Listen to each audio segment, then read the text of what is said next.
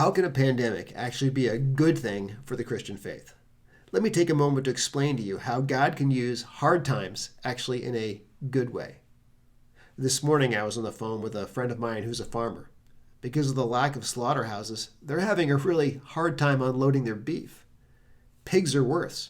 With no slaughterhouses available, some of them are being shredded, mixed with sawdust, and simply thrown on the field just across the state line in Minnesota. This is all happening while people are actually going hungry. Another friend of mine has a business that supplies things for schools. And with the schools shut down, he's also completely shut down, having a difficult time making ends meet. Now, I don't want to make light of any of this. There is actually an upside to all of this if you are a Christian. Because as Christians, let's face it, our faith grows best in the hard times, not in the easy times.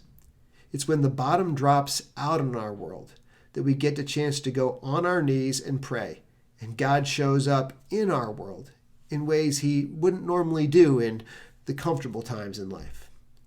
Because when we cannot provide for ourselves, that we find out that God is the one who actually is caring for us. He is the one that is providing for our daily bread and our daily needs.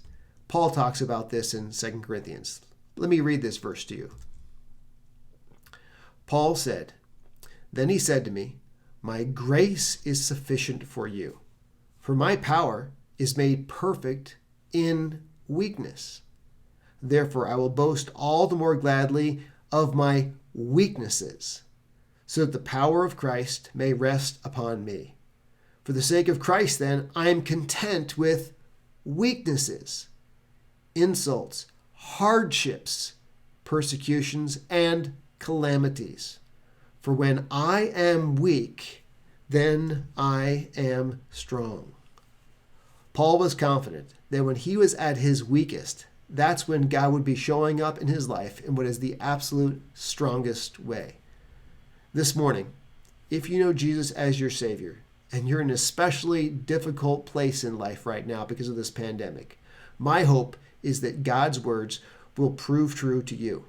That in your weakness, God will show up in your life in the very strongest way.